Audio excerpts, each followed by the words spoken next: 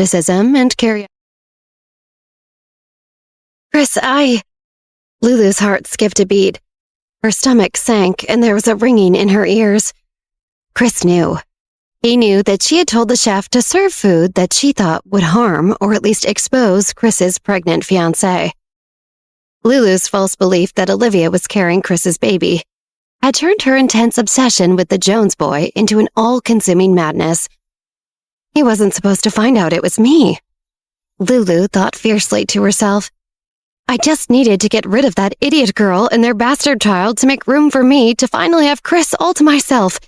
He's mine. He was meant for me. I claimed him years ago. But the insistence in her mind was met with a look of disgust Chris had for her. That look killed her. All of her dreams and plans withered away in her mind like dying vines at the anger in his face. Chris finally spoke. I'm very disappointed in you, Lulu. Lulu's heartbeat quickened. She started to panic. Chris's grandfather, Charles, watched impassive, making up his mind. At Chris's words, and specifically the word disappointed, Lulu's world started spinning. Lulu knew that because of Chris's unusual childhood growing up with people of such influence and ruthlessness, the number of people he trusted could be counted on one hand. Lulu was typically proud that she was one of those people he trusted. But his finding out that she broke his trust made it feel like her world shattered around her. She spent so many nights falling asleep fantasizing about Chris. In her mind, she and Chris would take over this estate together. She loved this perfect man, with his discipline and determination, and the skilled strength of his beautiful body that she had loved since she was a child. This impossibly perfect man was disappointed in her. She could not think of anything worse. And Lulu knew that as rare as it was for Chris to trust, it was even rarer for him to forgive. Chris, please don't look at me like that, she asked pitifully, but he did not respond. And still, his look of disgust pierced her more sharply than the London winter wind. She felt a literal pain growing in her heart that made her chest tight. She felt like she was suffocating. Lulu staggered back a step, away from Chris and that terrible gaze he had never fixed on her before. He is mine, she protested internally. It's not fair. I've cared for him my entire life. I dreamed for weeks of this visit. But then that easy American cow he's engaged to slip up and get pregnant? How hard is it to avoid unplanned pregnancy in this day and age? Lulu tore her eyes away from Chris. She was so ashamed. She wished she could melt down into the stone floor and just live forever in the crevices of this home, where she had worked for the last 7 years. Her whole body felt drained and numb. Chris spoke coldly and simply. You can leave now. He knew how important it was to be able to trust anybody who spent so much time with his grandfather. His family handled a lot of delicate business and had many important connections. He could not risk a dangerous rogue staff member who wanted to secretly work against his wishes. No! Lulu cried out. Her whole body revolted against Chris, trying to send her away. This is my home. Where could I go? Chris didn't respond, turning his face farther away from her. Lulu had lost her parents long ago. She sank to the floor begging, Chris, please do not send me away. She turned to Charles. You still trust me, Charles. Raven Park is everything to me. I serve the Jones family, but you are also my only family. Charles blinked, not responding. Lulu turned desperately to Chris. Don't chase me away. I know you better than anybody else. I just knew you should not be with that pathetic woman. I wanted to help you. Charles finally cleared his throat. Lulu? He blinked, speaking slowly and deliberately. Get up and speak, please. Lulu stood up from the ground, frantically babbling at Charles. Mr. Jones, I'm so sorry. I was wrong, sir. I made a mistake. Don't chase me away. I only have you and your family. I have nothing else. Lulu dropped to the ground again. I thought your grandson was making a huge mistake and needed my help rectifying it, but sir, I was wrong. I was really wrong. Please, just punish me. I accept whatever consequences you choose for me besides sending me away. I have to take care of you for the rest of my life, sir. That is what I've always wanted to do. Charles' demeanor softened. Lulu was the orphan daughter of their housekeeper who passed away, and she'd lived in his home since she was 10 years old. Lulu was very loyal to Charles, and he did also have a spot in his heart for her. How long do you think I will live, Lulu? 10 years? 20 years? You are 17. I don't want you to waste your youth following me puttering around this empty old house. You need to get your life started. Build something. Don't waste all these years just watching me do Tai Chi and read the paper. Lulu knew Charles was truly saying what he thought was best for her, but the abandonment still stung. She was supposed to stay with him as long as it took for her to marry Chris and step into the family's power. She knew how to run their home, their businesses, their family affairs. She would excel at it, especially with Chris by her side. And Charles, out of love, was cutting all of Lulu's grand plans off at the knees. Lulu shook her head. Sir, I am not going anywhere. I refuse. I don't have any other career I want to pursue. I don't want to marry any other person. All of the education I need is right here with you. She wrinkled her nose in a snarl, digging in. Do not chase me away. I will not go. I beg you. Forgive me because I dare not to do what I did again. I swear to you that I will not do it again. When Lulu's parents died, leaving behind a modest estate, she saw the way that her relatives all turned into greedy, hungry animals. They fought over her parents' property and successfully won it away from her before driving her away. After that, she swore that she would always be on the offensive. To get what she needed, she would have to be the one who plans, schemes, and takes. Once she had power, she could crush all of those relatives and anybody else who got in her way. And she had not even gotten started. It was Charles who told her originally that he would look after her and let her work in his home as she grew up. She had a home, she had structure, she had a mentor, and a perfect young man to marry to help her execute her lifelong plan, to take back what she deserved. Lulu, Charles insisted firmly, you must leave. You can stand on your own 2 feet, and if needed, I can help take care of you. But the time has come for us to part ways. Charles could see that Raven Park had become Lulu's whole world, and he knew this was not good for her. He had already been thinking recently about when it would be good to set her free from this place. He did not want to employ someone who he was worried about trying to poison a pregnant guest, but it also just gave him an excuse to finally pull the trigger on letting Lulu start building her own life. Charles looked upon Lulu's puffy red eyes with affection. Part of me does want to let you stay. Then let me, Lulu cried. Charles shook his head. But I can't excuse what you did.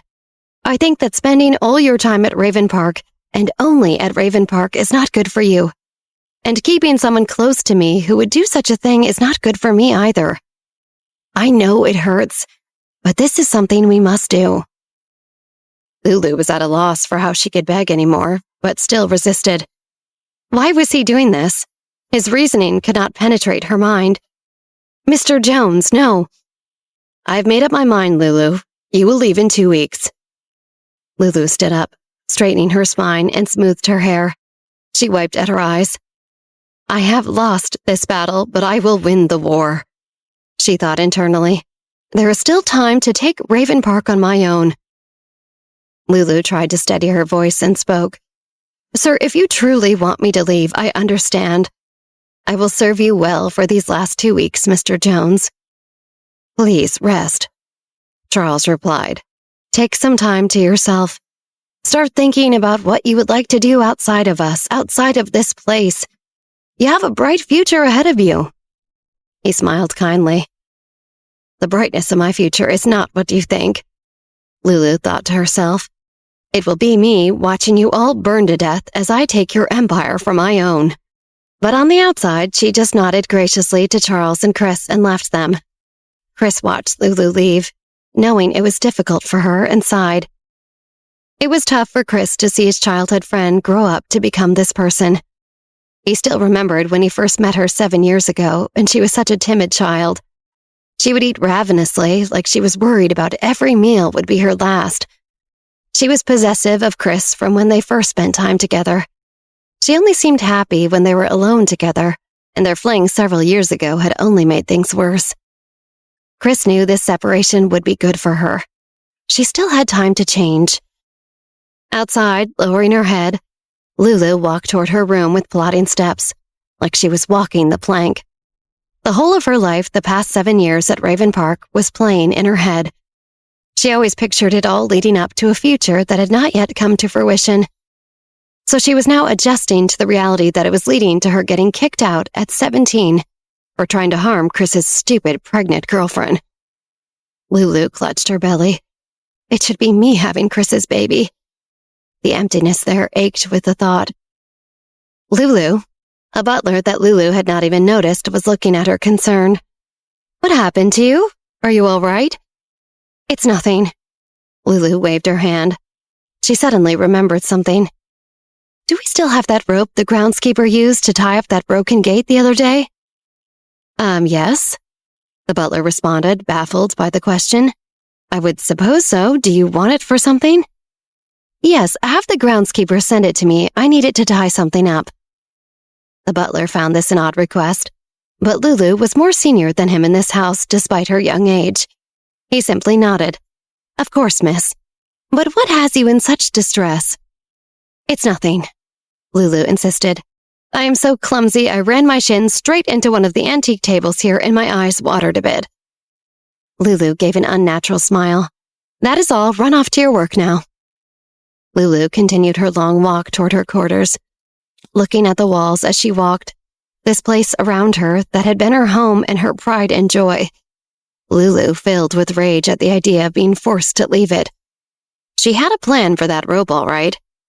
If I can't live here, Lulu thought to herself, then neither can Olivia Johnson.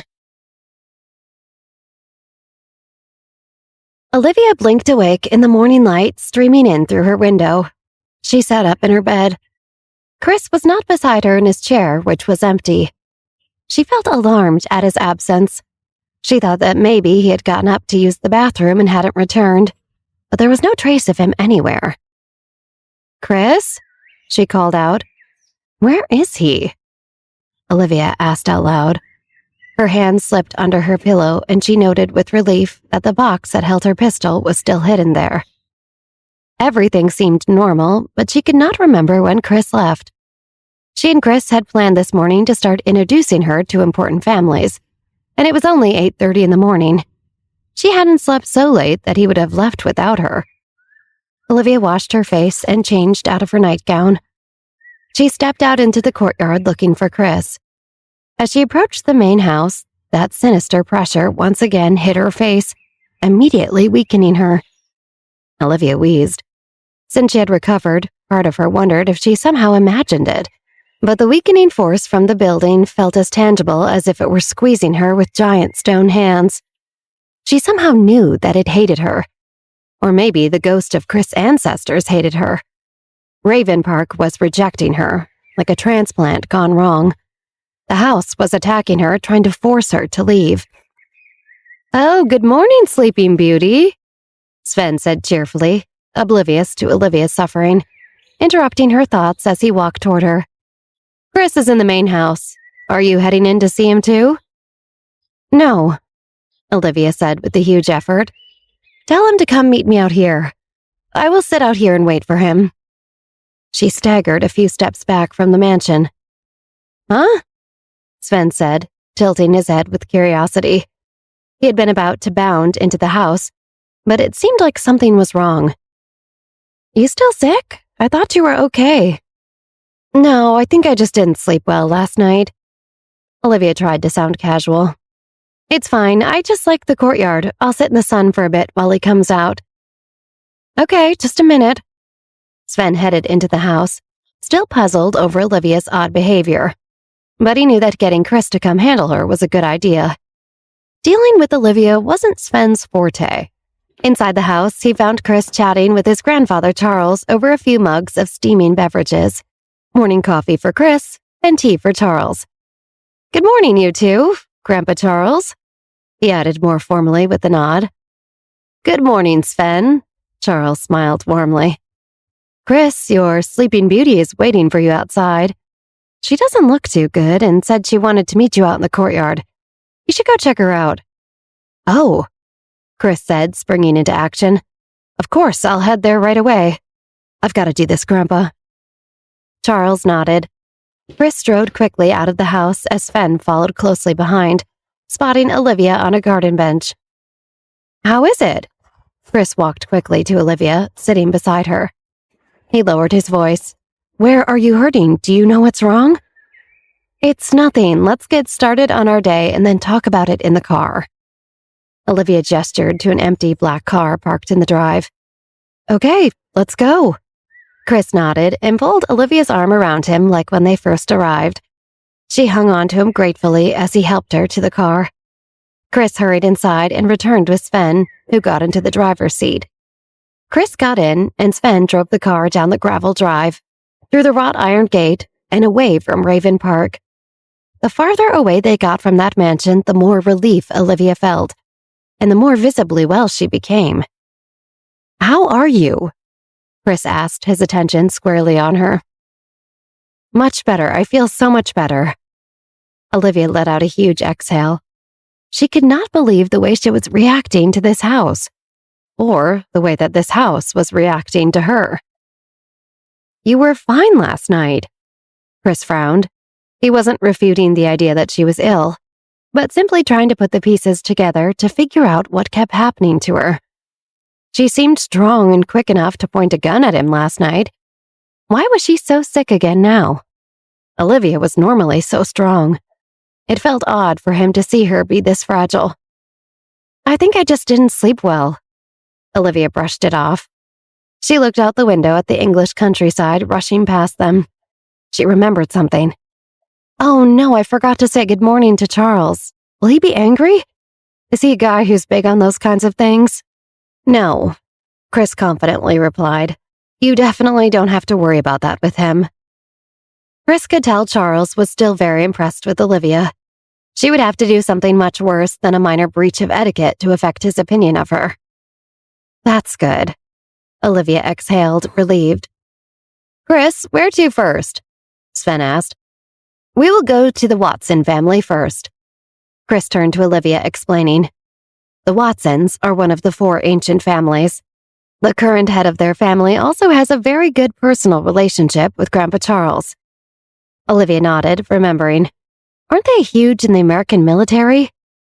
Olivia knew that the Watson family's involvement in the American war machine was essentially an open secret. Their prolific weapons production and training of soldiers in all branches of the military were widely reported on. Yeah, they've been key players in military supplies and combat training in America for generations. But they originally came from the UK, so a lot of them still live here. They also do a lot of business with the UK government and other parts of Europe. Olivia sighed. Plenty of war for them to get up to in both places. Chris nodded dryly. Absolutely. Sven and I also did a lot of our training with the Watsons when we were younger. They got us into excellent shape really quickly. They're incredible. So are they really tough people? Do I need to act all masculine and aloof? Olivia joked, but her question was sincere. No, they're all my good friends. Chris smiled. You don't have to be nervous. I'm not nervous, Olivia insisted, but Chris rolled his eyes, knowing she wasn't always as unflappable as she'd like to seem. Well, if you do suddenly get nervous after being so cool and stoic, I'll be right here with you to handle the Watsons together. And I'll be here when we see the Shook family later. I'll always be right here. Chris held Olivia's hand as he said this with a smile. I know, Olivia whispered as she reddened. She enjoyed his kindness. She truly didn't feel nervous at all, but was happy for him to focus so much of his attention on protecting her. Chris put his arm around Olivia and ran his fingertips over her arm. She leaned into him. I can feel you getting goosebumps, he said. She bit her lip. Her blush deepened, and she just turned toward the window. Sven cleared his throat loudly, catching glances of this obnoxious display of PDA in the rearview mirror, as much as he was trying to ignore it. I'm right here, he thought, supremely annoyed. Are they in middle school or something? I'm already Chris's free driver. If I have to keep watching these gooey lovebirds stroke each other's arms, I'm going to vomit all over this leather interior. Chris raised an eyebrow at Sven. Do you have something to say?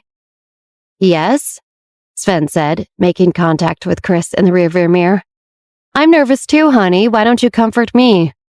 Suck it up, Chris joked back at Sven, keeping his arm draped over Olivia. He knew Sven well enough to know that joke was a veiled complaint. Sven laughed but shook his head, annoyed that Chris was ultimately saying he wasn't going to change what he was doing. Rather than release some of the tension between them, this exchange built it up. Sven had been at Chris's beck and call for so many years, and all he wanted was to not watch him get affectionate with his girlfriend. Was that too much to ask? Olivia laughed, unaware of the depth of this exchange, when a growl as loud as an angry bobcat rang through the car. It gurgled, and the noise was emanating from Olivia's hungry stomach. Olivia turned red again, but this time from embarrassment, and her hand shot to her midsection. Chris laughed. Are you hungry? He thought her red face looked so cute. Even the noise was cute. After the shock of the noise wore off, Olivia realized that she had missed breakfast in a rush to flee from Raven Park. A little, she said, rolling her eyes at Chris. I was so excited to get going this morning that I forgot to eat anything. I should have realized that. I know you need something in your stomach in the morning. Chris said, Sven, let's find a place nearby to eat breakfast first. Coming right up, Sven responded, pressing a couple of buttons on his phone's navigation that found a spot immediately. There's a spot right near the Watsons that looks good. Perfect, Chris nodded. He turned to Olivia, squeezing her shoulder with his arm and shooting her a smile. She smiled back. It felt good for him to take care of her, and she felt good being taken care of by him. Sven parked the car at the restaurant, which Olivia could already tell was trendy and pretentious. The host at the front greeted them, a solid man with designer grunge clothes draped on his tall, skeletal frame, including a sweater with holes in it that probably cost close to $1,000. His pouting face was winged with cheekbones that could cut glass. 3 of you? He said in a monotone. Yes, Olivia said quickly. And we want to eat as fast as possible. I'm starving. I want to get that huge, weird British breakfast. What's it called with the beans? Chris laughed. A full English? Yes, she said excitedly. 3 full Englishes, probably, right? Did you guys eat? She turned to Chris and Sven. Chris had just woken up, done Tai Chi with Charles, and chatted with him over coffee. He was hungry, too. We didn't eat? That sounds fantastic, actually, Sven replied. I'm not your waiter and we don't have that on the menu, the host said, his face and monotone almost imperceptibly giving away the fact that he found them embarrassingly enthusiastic. These seem like American tourists and they seem to have nice clothes, the host thought to himself, suppressing a sneer. But they're acting like they're probably poor as hell. They don't know they walked into a place that's actually above their pay grade. Must be new money. You're going to have to sit outside, the host said. Olivia, Chris, and Sven all frowned. They were looking right at many empty tables inside. It's pretty cold outside, Olivia said, trying to be diplomatic. Can't we have one of these empty tables right there? Those are reserved, the host drawled. But I think you will find our patio quite comfortable. It's a bit more fun out there. You can get rowdy, relax. In here, the guests are quite stuffy. Chris knew the host was patronizing and wanted to give him a piece of his mind, as well as a punch right in his giant cheekbones, but also wanted to get food in all of their stomachs as quickly as humanly possible. He looked from the infuriating host to Olivia, who he knew was ferociously hungry. Olivia studied Chris's face. Oh no, she thought. He's about to punch this guy straight in his obnoxious face. Hey, it's fine. It's no problem for us to sit outside, Olivia assured Chris, who still glared at the unfriendly waiter. She was starving and didn't want Chris to say or do something that would get them kicked out. We've got coats and they have heaters. All I care about is that I get some food as quickly as possible. Chris finally looked away from the waiter and at Olivia's reassuring face instead. He relaxed and let the tension leave his face. Okay, if you're sure. Outside is fine then. Chris backed down. This way, please. the waiter said smugly and led them to a table out on the patio. Sure enough, Olivia was right about sitting outside. Even with the cold January weather outside, each of their good coats kept them sufficiently warm, and strong heaters glowed over every table. Olivia liked breathing the fresh air and seeing the people passed by on the street. With every passing minute, it seemed like more and more people were walking by the restaurant and filling in the other tables outside.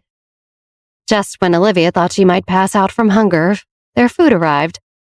As Olivia, Chris, and Sven ate together, they noticed that it was difficult to hear each other over the crowd of people hanging around near the patio and at the other tables. "It's pretty crowded this morning," Sven said loudly so the others could hear him over all the chatter. Chris looked around at some of the other people. He couldn't help but notice that they all fell under a certain demographic. "Yeah, it's all people around our age, too," Chris observed. Olivia studied the people sitting and eating at the other tables. They all looked like they were prepared for a night out. Collared shirts, short dresses, and high heels. And it doesn't look like they're dressed for breakfast. Huh, Sven thought and took out his phone. He scrolled for a minute and then found what he was looking for. "Oh, that explains it. Saltaire is right over there." "Ah, of course," Chris nodded, understanding. "Saltaire?" Olivia asked, confused. "You say that like we should all know what Saltaire is." "I guess you haven't heard of it. Saltaire is the second biggest nightclub in London," Sven explained. "I heard it has a strong backer behind it and they might open another one in Birmingham next year. If we have time, we should go." "When's the last time we went dancing?" Sven chuckled. "I see, so everyone's here to eat breakfast after partying all night." Olivia glanced at a table nearby and eyed the huge plates of fried eggs, bacon, and hash browns. She took a bite of her own spinach and cheese omelet. "Nothing like eggs and bacon to cure a hangover, I guess." "It's the most delicious way, at least." Chris smiled. "And what would young Mr. Jones know about being hungover?" Sven teased in an old man's chastising voice. He reached over to pick up the pot of coffee on their table and filled Olivia and Chris's cups. He continued with the silly old man's voice and said, "Have some more coffee. It'll put hair on your chest, especially you, Chris. Olivia, it's your life and you can do whatever you want. I won't judge." Olivia laughed and made a show of picking up her cup to take a sip. "Right, speaking of old men, let's go over who we're meeting today." Okay, so the four old great families have kept a low profile for a long time since their heyday. But they're starting to show signs of making a comeback over the past 2 years or so. So, we'll definitely need to do some investigating, Chris explained. But remember that you had some conflict with the Goodwin family through Jason Goodwin in Paris. We'll have to avoid running into them as much as possible. I remember him. Olivia rolled her eyes. If they're anything like their boy Jason, I won't be sad to miss out on the rest of them. Ha, so do I. Sven smirked and took a big sip of coffee from his cup. Olivia tapped her fingers on the table impatiently. Anyone else? Chris nodded. If you still have some time, I'd like to introduce you to the Jorgensen patriarch, Leif Jorgensen. Sven choked on his coffee and coughed. He wiped his mouth and frowned at Chris. My grandfather? Why do you want to see him? Is there a reason we shouldn't? Chris asked with an undertone of mischief. Yeah. Sven looked at Chris incredulously and shook his head. No way am I doing that. Why not? Olivia asked. Sven's reaction definitely piqued her curiosity. I've never seen Sven look afraid of anything. I mean, I literally saw him shoot someone like it was no big deal. What's so bad about Sven's grandfather? There's nothing bad about him. He's just a regular old man, right? Chris said teasingly at Sven. Sven crossed his arms. You are such a butt sometimes, you know that? Why are you so mean to me? What have I ever done to you? It's like you don't have a conscience. What's a conscience? Chris feigned seriousness. You need an intervention is what you need. Sven pointed at Chris. Is someone going to explain this one to me, or is this just going to stay an inside joke the whole trip? Olivia rolled her eyes. Sven, why are you so weird about your grandfather? Weird? Sven smiled. More like legitimately terrified. I'd rather meet Freddy Krueger and Jason Voorhees at the same time. I do not want to see my grandfather. Tell me what's going on, Christopher Jones. Olivia touched Chris's arm, urging, all this vague back and forth is getting annoying. Maybe his full name will get through to him. Christopher? I thought we talked about that. Chris looked at Olivia, offended. I'm sorry, I was getting impatient. Olivia shrugged. Well, I'd rather you not use it for that reason either. Chris pouted. Come on, really, you're actually upset? Olivia asked in surprise. Chris's face fell. No, it's fine. You don't seem fine. Olivia narrowed her eyes at Chris. We don't have to talk about it right now. Chris huffed and aggressively stabbed his food with his fork. Olivia stared at Chris in disbelief. 1 minute he's the dreamiest, and the next he's a huge baby. I probably should have just said Chris as he asked, but I apologized. Sven looked like he wanted to die from the awkwardness. I can't believe I'm saying this, but you guys bickering might actually be worse than seeing my grandfather. You mean Chris, though, right? Olivia protested. I'm obviously not the problem, Sven. She turned to Chris, annoyed. Can't you just give me the benefit of the doubt for once instead of getting all moody? I just want to eat my honeydew in peace without starting a whole thing. I promise I will stick to Chris from now on. But Sven's right, and I don't appreciate it either. Olivia could hear Sven dying inside. I love these two, but sometimes, my God, yikes. I'm starting something? You used my full name first after I asked you not to. Chris fired back. I made a mistake. I didn't know how much it bothered you. Again, I'm sorry. Olivia shook her head, exasperated. I don't want to hurt his feelings, but this is a bit much. Well, now you'll probably remember next time. It's called positive reinforcement. Chris folded his arms in front of his chest. Oh my God, positive reinforcement is when you reward good behavior. No, I'm not going to explain this to you right now. Olivia snorted. Ah, you guys! Sven yelled. Fight and make out after some other time. At that moment, the waiter brought pancakes and put them down on the table. They all had whipped happy cream happy faces on them. The waiter smiled tightly at them in spite of the obvious tension at the table. Everyone enjoying the patio, are we? He asked. It's great, thank you. Not cold at all. Olivia replied while glaring at Chris. The waiter nodded and left them. Sorry, Chris sighed. Olivia pushed Sven's happy-faced pancakes closer to him. This pancake will give you the courage and we can go see your grandfather. Sven looked from Olivia to Chris, at a loss. Olivia could hear him thinking, I need to be more careful about choosing friends. Back to what we were saying. Tell me what you want to do in the next few days. I've pulled some strings with the Jones family influence to get you meetings as soon as possible. But it's your first time being introduced. We have to be careful with how we go about it. Chris said thoughtfully. He pushed down the urge to keep arguing with Olivia. Right, Olivia agreed. She understood that things work differently in London than in New York. If it felt like a complicated dynamic in the U.S., Europe was 100 times more complicated than that. Olivia remembered that in her old life, Mark, her former fiancé turned accomplice to her murder, had leveraged the power of the Johnson family name to build connections in New York for several years.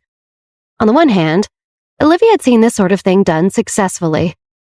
However, that was only in New York, and now she was trying to take on Europe.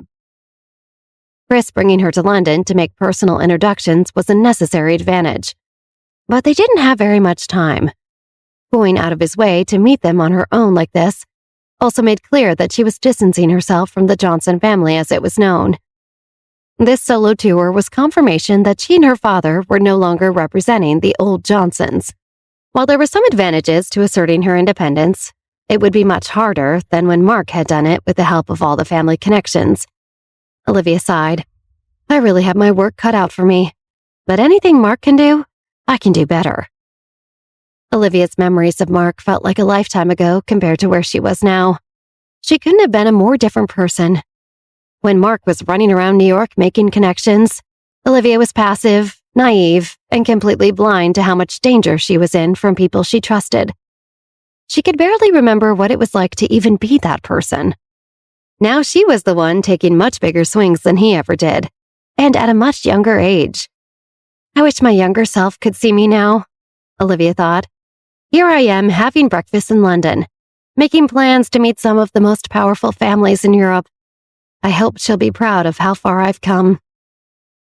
Olivia refocused her attention on Chris's overview of the four old families. For this introduction to the Shook family tonight, it's going to be a banquet. But you've got to be extra careful because the Goodwin family will also be there. You'll have to avoid them. Chris cautioned. Jason is a total loose cannon, as you saw during the last knife competition. Honestly, the apple really didn't fall far from the tree. I'll be more surprised if he, or anyone else in the family, doesn't do something reckless to try and get even with you after what happened in Paris. What happened in Paris was making things even. Olivia scoffed. She remembered the shocked look on Jason's face when Sven shot him in the arm as repayment for shooting Dusty in the middle of the competition. The memory of him shrieking on the ground made Olivia smile. Olivia recognized that they would be in a more familiar territory than her, and it would be unwise to provoke them. She was on a mission to establish herself and needed to focus on that goal, instead of having another dust-up over old bad blood. She sighed and accepted Chris's warning. But fine, I'll be careful and avoid all Goodwins. Sven took a big bite of his pancakes just as the patio door opened and a little bell jingled. Sven looked up and his eyes focused in recognition. Well, what do we have here? He said with his mouth full. Speak of the devil. Chris and Olivia quickly turned around to see who Sven was looking at. Seriously, what are the odds? Olivia looked through the glass door into the restaurant at the person standing by the host desk and snorted. When Sven said, "Speak of the devil," he might as well have said Jason Goodwin. Jason stood with two other young men and two women, all in their 20s, and they were all dressed very fashionably under their attention-getting mink coats. The only thing throwing off Jason's look was his conspicuously bandaged arm. The women hung on either side of him, and their faces were smudged with last night's makeup. Jason's eyes were bloodshot and tired, but he looked pleased with how the night went. Jason and his friends did not notice Olivia, Chris, and Sven, sizing them up from outside on the patio. They were still speaking to the host. Looks like somebody had a good time at Saltaire with his friends, Olivia smirked. Just then, the host led Jason's group to a table inside the restaurant. Hey, how did they instantly get a table inside? Chris complained. We're fine out here, let's just ignore them. We're avoiding the Goodwins, remember? Olivia reminded Chris. I should have shot both arms. Sven shook his head. Well, his right arm will have to wait for another day. Olivia said calmly. Finish your pancakes. Okay. Chris agreed. Olivia, you've got to try these strawberries. He picked up a strawberry with his fork and held it up to Olivia's mouth. Olivia was still annoyed with Chris from their argument earlier, but she couldn't resist such a sweet gesture, and the fresh fruit did look tempting. She opened her mouth and bit the strawberry off of Chris's fork. Sven rolled his eyes, hating every second of it. Oh, that's delicious, Olivia nodded. I was wrong. This is worse than the arguing. Sven put his fork down and rubbed his forehead irritably. Why is everything either World War I or Mush City with you two? Some of us are single around here and don't want to be reminded constantly. Sorry, Olivia laughed.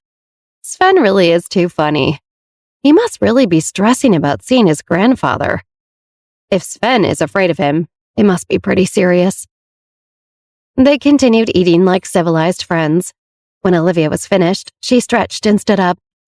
I need to use the restroom. We'll wait for you here, Chris nodded. Olivia carefully walked into the restaurant, making sure to stay out of view from Jason and his friend's table. She flagged down a waitress and asked for directions to the bathroom. The waitress pointed across the way to the left. Olivia thanked her and walked in that direction, taking care to always walk behind other people for cover. Olivia saw a bathroom sign pointing down a narrow hallway. As soon as she rounded the corner, she froze. The sinks and paper towels for all the bathrooms were out in the hallway, and one of Jason's friends stood there washing his hands. What incredible timing! Olivia tried to slip past him in the bathroom, but he looked up and made direct eye contact with her. He grinned, rudely looked her up and down, and said, "Whoa." Olivia scowled back at him with disdain. "If you're friends with Jason Goodwin, then I know full well you're not a nice guy." He smiled back at Olivia, and without a word, she turned and walked straight to the bathroom, as if she did not see him. Out by the sinks, Jason's friend called out to their table, "Hey, come check out this girl. She doesn't look like she's from around here." Jason frowned at his friend and gestured at the girls he already had on each arm. "Henry, dude, shut up." He shook his head in Henry's direction and turned back to the girls. "Seriously, come over here. She looks like she might be famous or something," Henry insisted. "Henry, you say that literally every time." Their other friend shook his head. "Davy, I swear, this is legit. Just come over here and see," Henry begged. "What's gotten into you?" Jason rolled his eyes. He turned to the two girls and smiled. "Excuse me while I deal with my friend for a moment." The girls pouted. "Okay, but don't take too long." "Don't go anywhere." Jason winked at the girls. He stood and nodded at Davy. "Come on." The girls rolled their eyes as Jason and Davy walked away to the bathroom. When Jason and Davy caught up with Henry at the bathroom sink, Jason pointed his finger threateningly at Henry. "If Emma Watson, minimum, doesn't walk out of that bathroom, I will leave you at this restaurant and you are walking home in the cold, understand?" Okay, just wait, geez," Henry insisted. Just then, Olivia came out of the bathroom and went to the joint sink to wash her hands. She kept her back to them, but her ears were on high alert. "She has long hair and a nice butt, but so what? I can't see her face," Jason complained.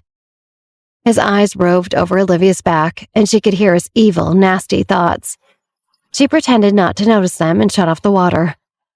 "I think she noticed us," laughed Henry. "Don't worry, we're not scary," he called out to Olivia. "Are you shy? If I looked like you, I'd have no reason to be shy," Davy chimed in. "Just let us take a good look and I'll buy you something nice," Jason offered smugly. Olivia couldn't help but scoff. This guy is such an embarrassment to the Goodwins. "I thought I taught him a lesson in Paris, but I guess it didn't take." "I don't know, guys. The view from the back isn't bad either. I like to see a girl from behind." Henry laughed vulgarly. Olivia kept her back to them and bit her tongue. "Chris just reminded me how important it is to avoid the Goodwins. Just leave you idiots and save us both the trouble." "Hey, we're talking to you," Jason said, getting more frustrated. "You're being very rude ignoring us like that." "What do you think we should do with her, Jay?" Henry asked Jason. "She looks like she'd be expensive." "I'm good for it. What do you say, sweetheart?" Jason leered. Olivia shook her head. "Sweetheart? That's it." "Mr. Goodwin, you really know how to make a girl feel special." Olivia rolled her eyes. These jerks are never going to leave, are they? Chris and Sven are all the way outside. Guess this one's all up to me. Olivia turned around to face them and smiled teasingly at Jason. Jason's wide grin froze as soon as he recognized Olivia. His eyes that leered one moment ago widened in shock and anger. "Was I right or was I right?" Henry looked at Olivia's face and nudged Davy next to him with his elbow. "I told you she's hot." "Oh, you were right, all right," Davy said and fixed his gaze on Olivia. "You look like you could be an actress. My uncle's a big executive in Hollywood, you know. We could introduce you to him if you're willing to, negotiate with us first." Olivia burst out laughing. Davy laughed nervously and looked a little confused. She could hear him thinking, "She must already be famous or something. Why is she laughing?" "What's your name? Why haven't I seen you before?" Davy asked. "It doesn't matter what my name is or if you already know me," Olivia answered coldly. She turned to Jason and smiled at him in a way that made the hair on his neck stand on end. I'm glad to see that your arm has healed enough for you to get back out there on the dance floor. Jason gritted his teeth. After Olivia and Sven shot him in the arm in Paris, Jason was more furious at someone than he had ever been in his life. He went so far as to hire someone to kill Olivia, and somehow she still managed to slip right through his fingers. After he recovered a bit and returned to London, he started plotting his next opportunity to take his revenge against Olivia. But the head of the Goodwin family put a stop to it. The police warned him not to go after Olivia again. He didn't think he could be more humiliated than he already was. But here was Olivia taunting him again. Olivia listened to Jason seethe internally. This rat of a woman. How dare you show up around here? It's the last mistake you'll ever make. Why are you looking at me like that? Olivia sneered. You're not still embarrassed about what happened before, right? You seem too cool to hold a grudge this long. Hey, you know each other? Henry gawked, oblivious. What a small world. Yeah, she knows that I'm the eldest grandson of the Goodwin family, heir to the Goodwin family estate. I'm hot, I'm rich, and very powerful. Do I seem like someone who bothers with grudges? How dare you? You're on thin ice. Yeah, Davy chimed in. If you treat us real nice, we'll put in a good word with old man Goodwin. Really? Olivia scoffed. Don't your friends know why you're so upset with me? I would think if they did, they wouldn't be offering me all these opportunities. If I were them, I'd be afraid of jeopardizing the gravy train. Henry and Davy looked at each other. Olivia heard what they were thinking. Jason's a useful idiot as our meal ticket, but no one talks to our idiot that way. If this girl doesn't shut up, he might figure out we're using him and then he'll cut us off. Our families are okay, but we're nowhere near as rich as Jason. Olivia? Jason gritted his teeth in anger. That's enough. That's so nice that you remember my name. Olivia crossed her arms. I apologize that all I can remember about you is that you're from the Goodwin family, as you've already helpfully repeated here just now. I know you have an impressive dad and grandfather, but I can't recall your name. My bad. You. Jason's face turned purple with rage. It was all he could do to stop him from killing her right then. His inner monologue was dripping with rage.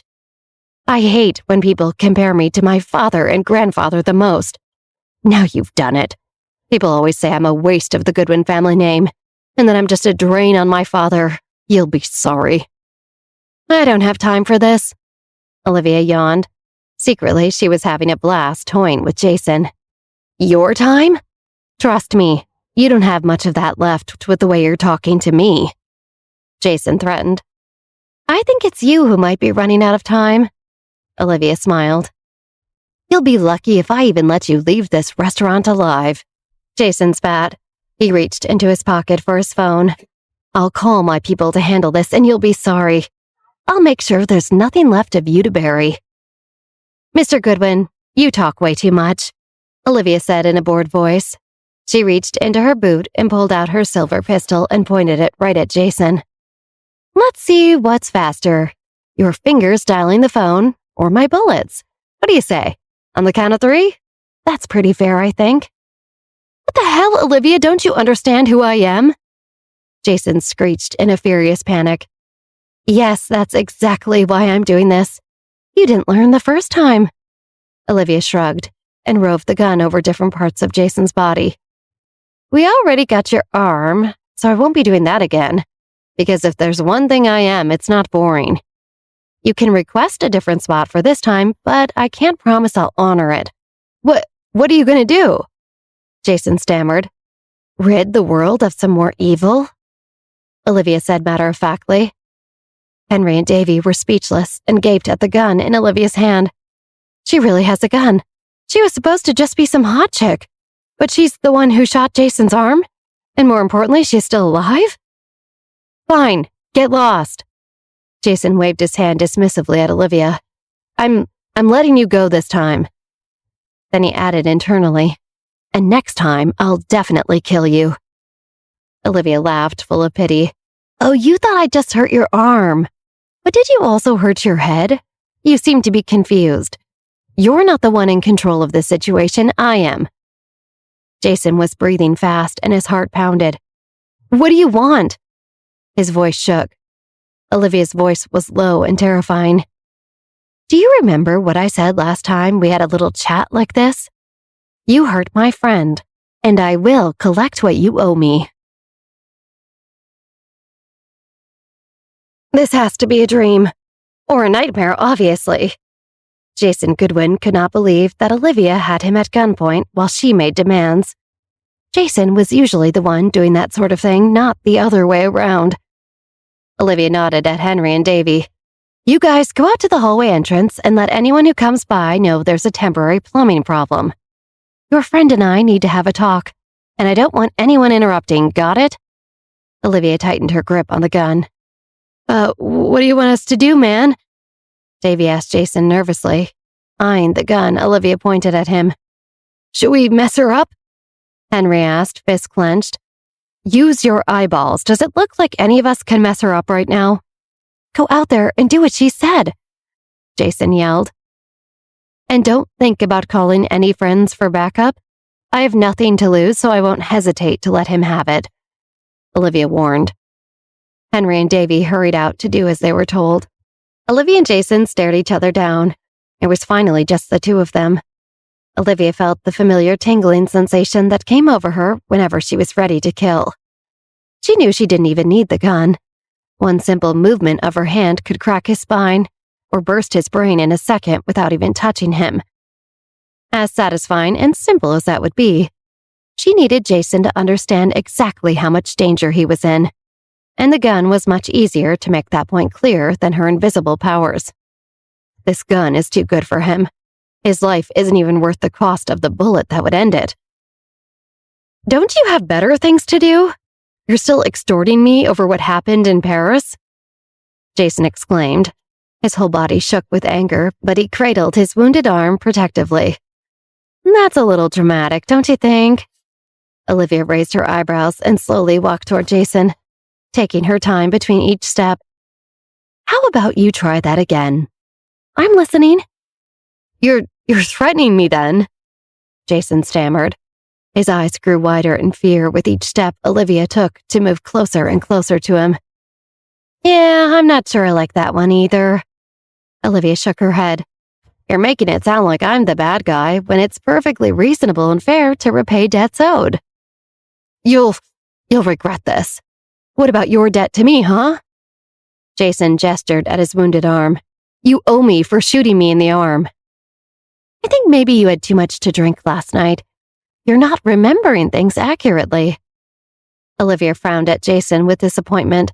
"The one who shot you was Sven. You'll have to take that up with him and the Jorgensen family. Though from what I hear, I don't know if that's the wisest idea. I'm going to settle the score for how you shot Dusty. But that's not all you owe, is it? You terrorized and threatened my friend Wendy in front of all those people in Paris. What happened to your arm is nowhere near enough. You hurt my friends. You hurt me. That's how I do things." "Just tell me what you want, then you can have anything." Jason gritted his teeth and sweat collected on his forehead. "You know I have a lot of money. Throw out a number, any number. Let's just talk this through."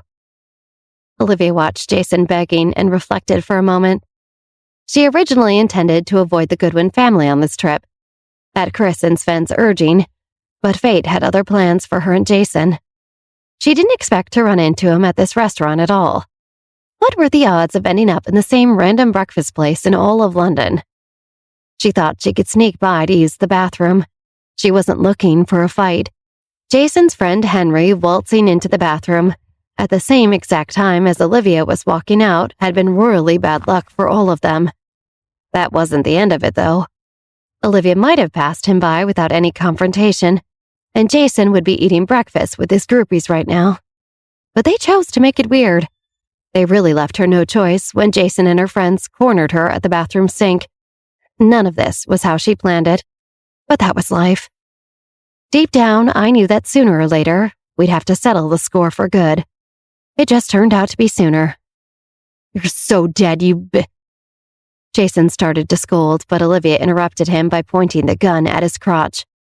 Jason swallowed the rest of his angry words. Okay, how much do you want?" he quickly begged in a higher voice. Olivia paused to think. Well, how much is it worth to you? Olivia sneered. She raised her eyebrows at Jason's crotch and looked back at his face curiously. It's worth everything, but I can't say that. Olivia heard Jason think to himself. Jason gritted his teeth. She's just a girl. They're not really violent like this. She's all talk. I can talk to her and turn this around. Jason took a deep breath and smiled at Olivia, trying to reason with her. Come on, you're a good girl. You wouldn't do something like that. This just proves how little you know me. You're a good Goodwin boy, right? And yet you do terrible things to people and feel absolutely no shame. So I will have no trouble pulling the trigger right where I'm pointing it. I'll probably be doing a lot of women out there a huge favor, Olivia assured him.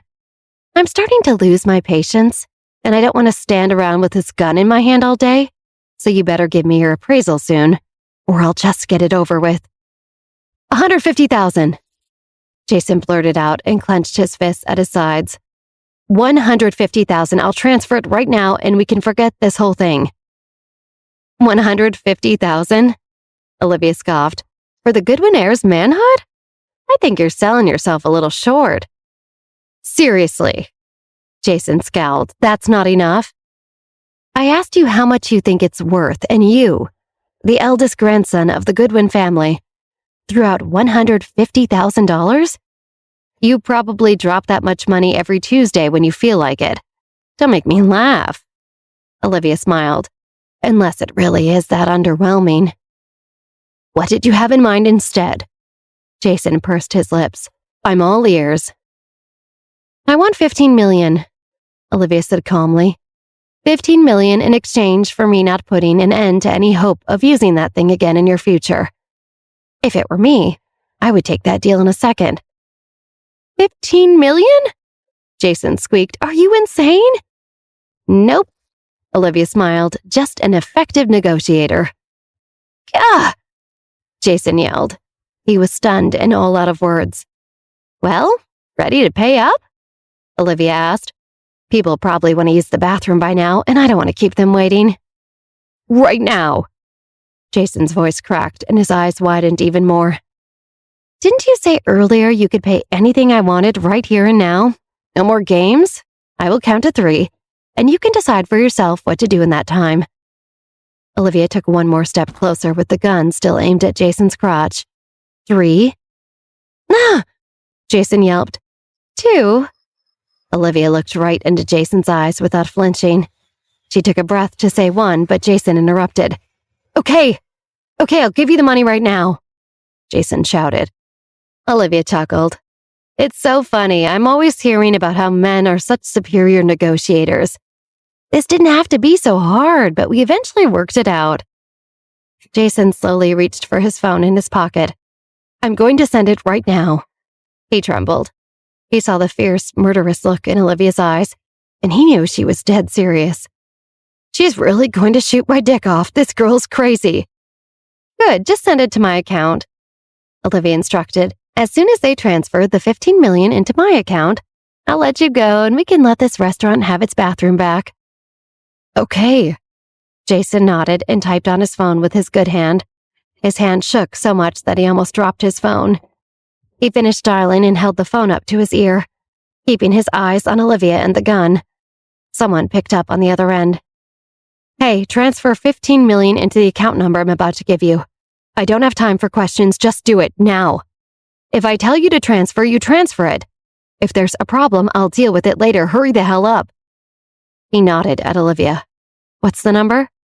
622-02-421. Olivia replied, pausing between every few numbers. Jason repeated it into the phone. Is it done? Right, yeah, got it. Jason hung up the call and looked at Olivia. The money is in your account. Olivia looked into Jason's eyes and confirmed in his mind that he was telling the truth. Very good, Olivia said with a satisfied smile, and took a few steps back.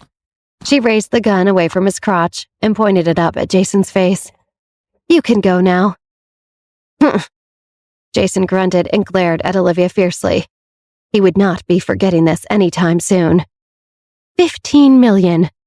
He shook his head in frustration one more time at Olivia and stormed out of the bathroom. Out in the entrance to the bathroom hallway, Jason marched up to Henry and Davy, who were waiting nervously, and looked up at him with wide eyes. "Hey, we were getting worried," Davy said. "Did you kill her?" Henry asked, keeping his voice low. "No, I did not kill her. She let me leave." Jason fumed. "You talked her out of it?" Davy exclaimed in surprise. "I had to transfer her money." Jason wiped the sweat from his forehead and avoided looking at his friends. "How much?" Henry probed. Jason glared back at Henry, his anger bubbling over. "She wanted $15 million or she was going to shoot me in the crotch. So I gave her the $15 million. Jason raged. "Oh, wow. What are you going to do now?" Davy asked. "I'm going to get her back, no question. She's going to regret this. I'll make her give me all the money back, every last dollar. And she'll be begging to give me even more when I get my hands on her. Just wait." Jason growled. Henry and David had never seen Jason this angry, even after he had been shot in the arm in Paris. They thought that was pretty bad, but this was a whole new level of bloodlust. Olivia sighed and finally put the gun down.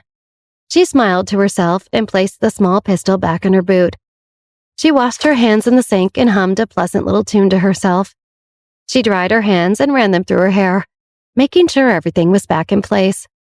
She smiled at herself and finally walked out of the bathroom. On her way out, she passed another woman who looked to Olivia like she had come from Saltaire based on the way she was dressed.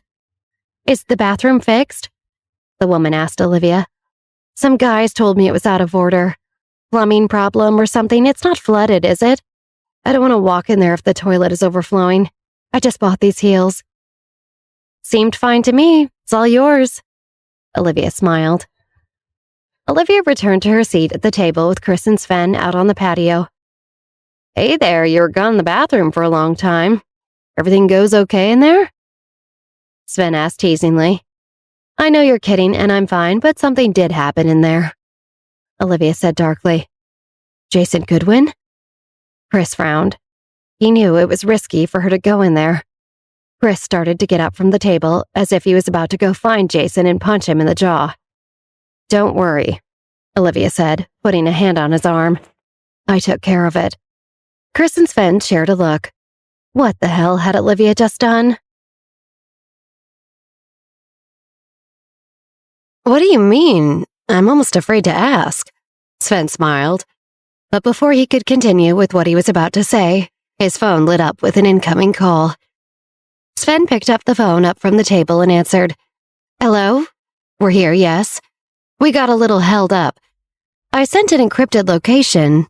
Everything is all right here. No, we don't need a sniper or shotguns. It's not a riot. Really, you don't need to send anyone. I really don't need... No, I'm not just saying that to be polite. If we were in real trouble, I'd definitely let you know. Hello? Are you there? I can't hear you."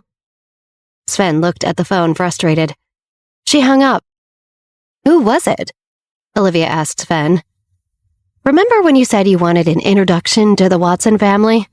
Well, that was Madame Evelyn Watson, the old matriarch of the Watson family herself." Sven shrugged. "A matriarch? I like that. No offense to all the esteemed grandpas, but it's about time." Olivia nodded her approval. "So what did she say to you on the phone? It sounded pretty serious." "She didn't say much." Sven bit his lip and rubbed his forehead. He looked tired. "Evelyn Watson, the leader of the Watson family, has an aggressive personality. She shoots first and asks questions later, if you know what I mean." "Gee, I don't know anyone like that," Olivia joked sarcastically. "She was concerned that we were delayed for our visit, so she sent some reinforcements." Sven sighed. Olivia listened to Sven's concerned tone and turned to look at Chris. She searched his face for any indication that Sven's worries were founded. "Reinforcements, you mean?" Olivia trailed off. "What kind of showdown are we in for?" Chris nodded without saying a word. Chris remembered all of the times he and Sven had undergone combat training with the Watson family when they were young. He was all too familiar with Madame Evelyn Watson. She ran a loyal, disciplined family who knew how to be ruthless when they needed to be. When Evelyn sent in help, it was always the big guns and never just a few. So they could help us handle Jason Goodwin? Olivia asked. How do I put this? Chris thought. Jason is definitely in huge trouble if the Watsons are on their way here. Suddenly, a group of big, strong goons wearing black suits rushed in from outside the patio and surrounded Olivia, Chris, and Sven's table on all sides. What the? Sven sat up in surprise. Hello, Olivia. We meet again. Jason sneered as the group of guys parted to let him through to the front. Who says that when it's only been like 10-15 minutes since the last time? Olivia scoffed. She was not at all afraid of Jason despite how hard he tried. She rested her chin in her hands and smiled sweetly. What can I do for you, Mr. Goodwin? I was thinking about it and something just wasn't sitting right with me. I'm afraid you've bitten off more than you can chew. About 15 million times more to be exact. Jason glowered at Olivia. Sven and Chris raised their eyebrows in surprise. Wow, 15 million as in dollars? Our little friend here is really rich, apparently. Sven smirked coolly. All thanks to Mr. Goodwin. Olivia smiled at Sven and turned to Jason. Mr. Goodwin, I think I know exactly what I'm capable of handling better than you do. She paused to think, then nodded. I've thought it over, and yep, 15 million is just right for me. Well, I still think it's too much. Jason spat. Greed is not a good color on you, Olivia. If Jason had his way, he would have personally beaten her down right then and there and forced her to transfer his money back. Unfortunately for him, Chris and Sven were with Olivia, which complicated matters.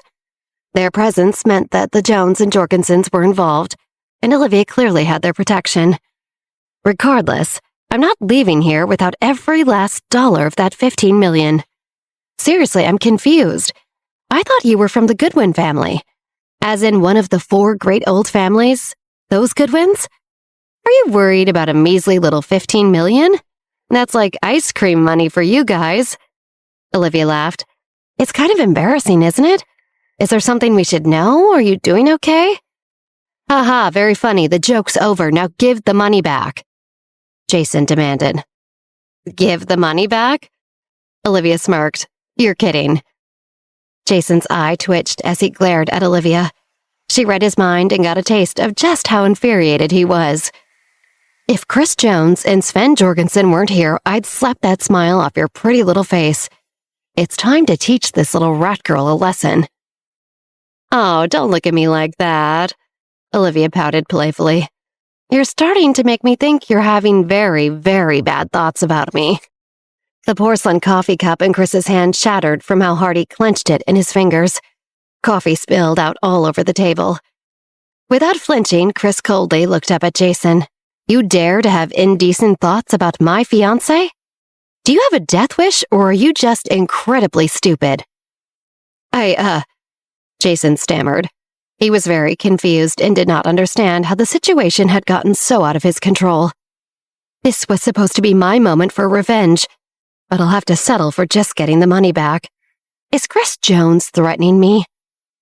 Olivia smirked at the panic in Jason's thoughts.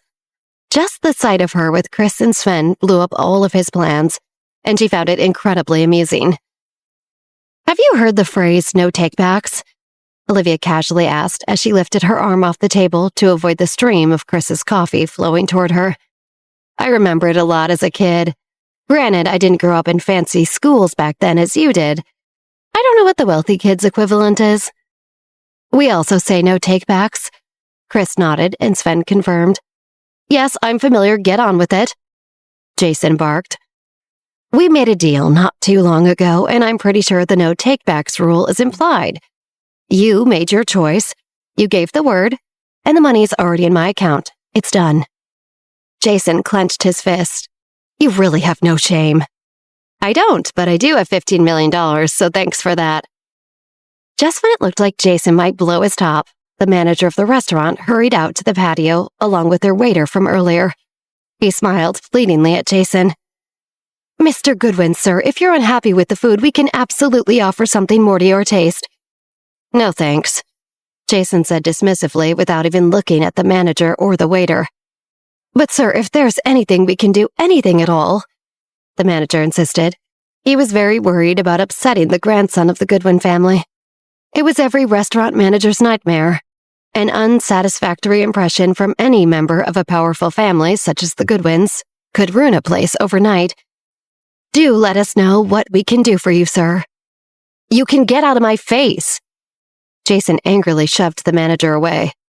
The manager staggered back several steps before steadying himself. Chris had jumped up to try and catch him, but luckily the manager did not fall. The manager's eyes widened in surprise and fear, but he continued smiling apologetically.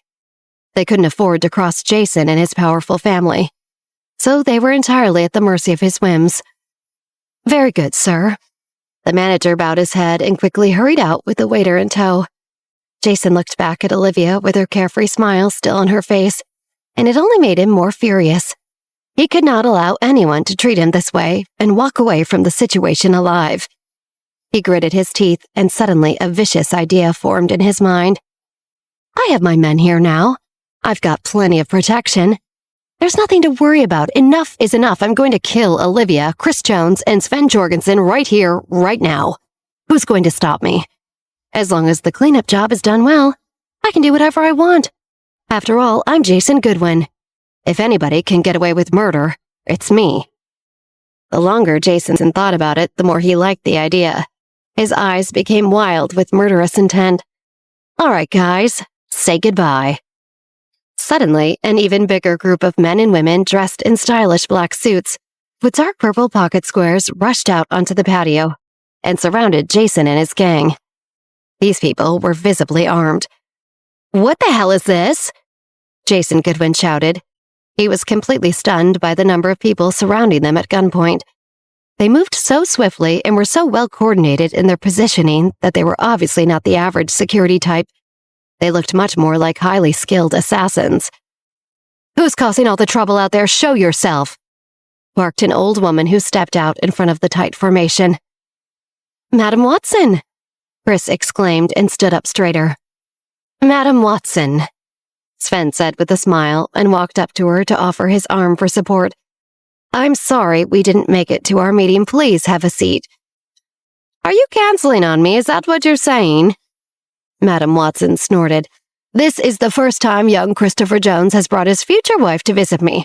I want to know who has so effectively disrupted our plans and delayed my guests. Jason Goodwin knew exactly who Madeline Evelyn Watson was, and the weight of how much deep trouble he was in for getting on her bad side made him turn a sickly shade of green. He was desperate for a hole to open up on the floor and swallow him along with all his men. It's all just a misunderstanding, Madam Watson, Jason stammered. A misunderstanding, eh? Madam Watson took one look at Jason and laughed sharply. I didn't recognize you at first. You're the Goodwin family's kid. Look at how big and powerful you've become. Or are all these intimidating fellows surrounding Mr. Jones, Mr. Jorgensen, and Miss Johnson not here with you? Jason laughed nervously.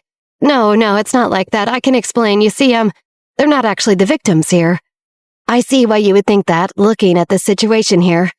But once you know the whole story, you'll see how funny this is. Jason rambled. He pointed a finger at Olivia. She extorted money from me, and I'm simply trying to get it back. Extortion is quite the accusation. More like I collected on your debt, Olivia challenged. She fixed her eyes on Jason. Then after you paid that debt, you turned around and had all of your friends ambush us to try and take it back. What debt? Jason sounded incredulous and laughed nervously. I never owed you money. You asked me for $15 million for absolutely no reason, and you tried to call it a debt. You really are a shameless liar, Jason shouted. That's enough. Leave now, Mr. Goodwin. Madam Watson's voice was quiet but menacing, and her eyes pierced right through Jason. Making a violent scene like this in public, and for what? To renege on a settled debt? It's disgraceful. Rest assured that I will be having a word with your grandfather about this over-the-top display. But Jason's arrogance and aggression vanished instantly, and he seemed like a scared little boy. Olivia could hear his terrified thoughts. What is my grandfather going to do to me?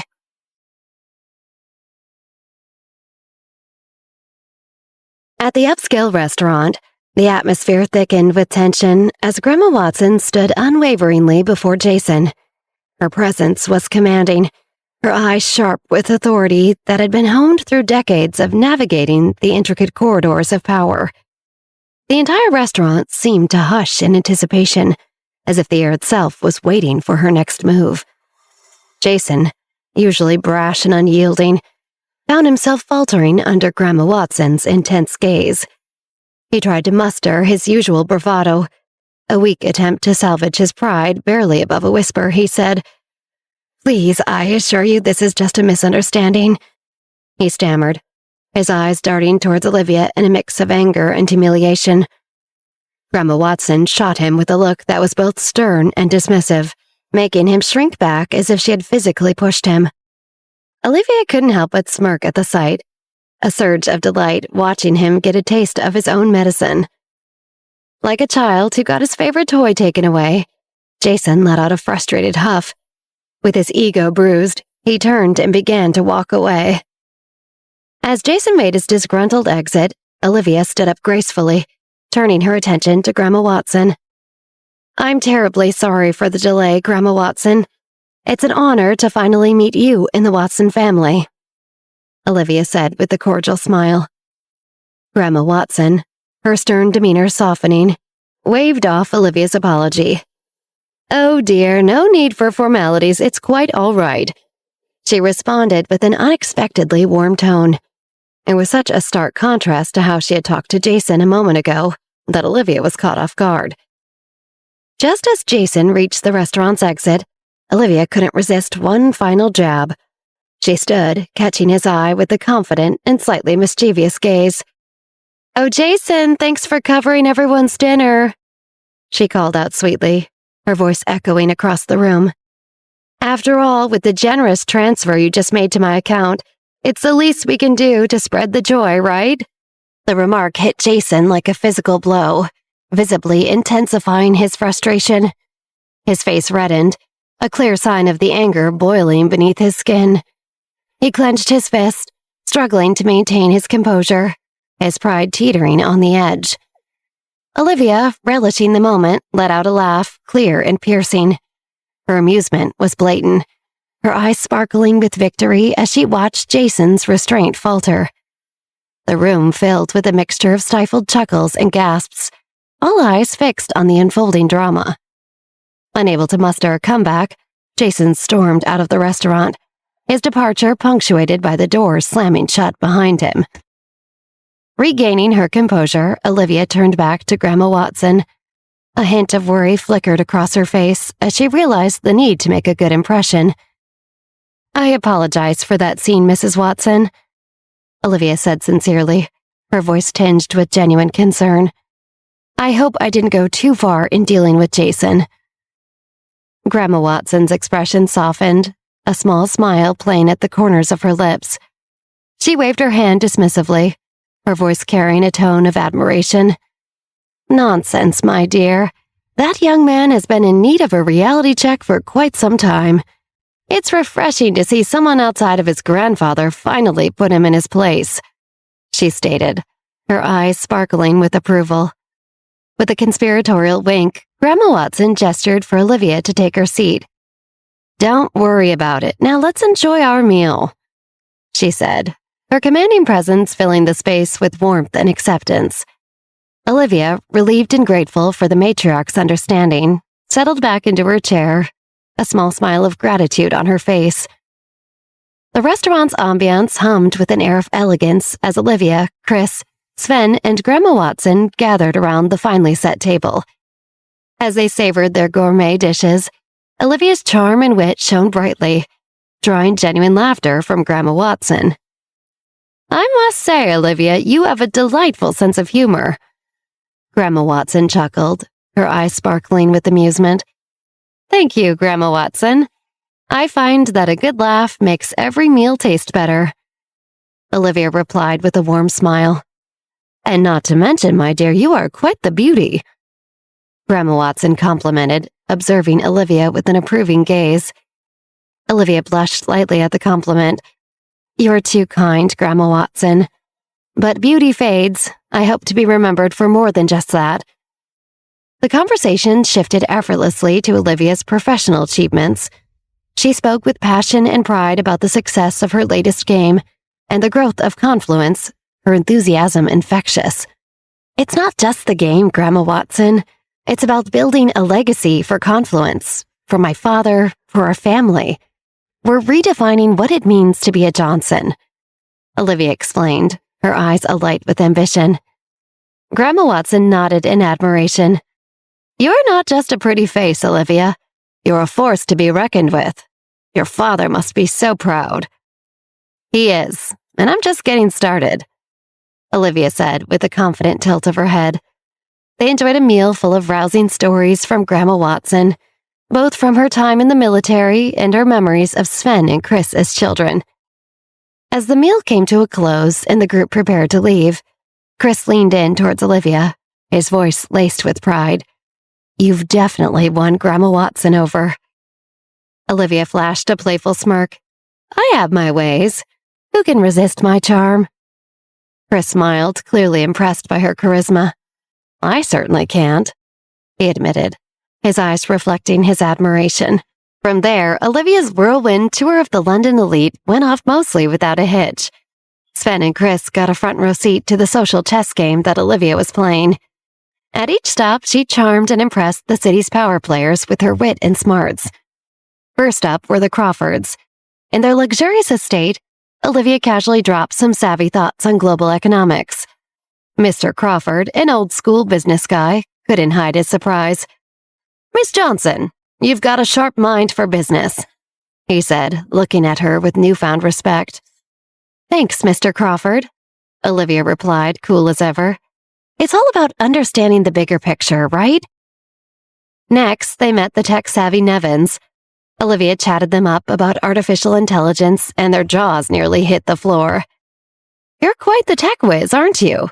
Mrs. Nevin said, clearly impressed. From a distance, Chris and Sven watched Olivia work her magic. Sven nudged Chris, whispering, "She's incredible, isn't she?" Chris, with a mix of pride and awe, nodded. "I knew she was talented, but this is next level. She's not just making connections, she's wowing them." Every stop they made, Olivia left a trail of impressed and slightly starstruck elites. She wasn't just another guest. She was the life of the party, turning heads and making waves. By the end of the day, Olivia had not only raised her own profile, but also lifted her family's name in the eyes of London's most influential. She had everyone eating out of the palm of her hand, showing that she wasn't just a visitor in their world. She was a player. As they approached the Jorgensen estate, Sven's demeanor changed noticeably. He exhaled deeply, a look of resignation on his face. "Just so you know, Olivia, my grandfather's charm-resistant. He's the grumpy old man type. Thinks laughter is a waste of time," he quipped, trying to lighten the mood with a hint of humor. Olivia, sensing Sven's discomfort, nodded understandingly. "Don't worry, Sven. I've dealt with all sorts." Sven pushed open the large, ornate doors of the estate with a reluctant push, half hoping for an empty foyer. But that hope vanished instantly. Standing there, as immovable as the house itself, was Grandpa Jorgensen, his eyes sharp and critical. "You're late," Grandpa Jorgensen grumbled, eyeing them. Sven rolled his eyes subtly. "Grandpa, you didn't even know what time we'd arrive." "That's besides the point, my boy. You're still late. What, no watch on that wrist of yours?" Grandpa Jorgensen retorted, his tone a mix of annoyance and mock seriousness.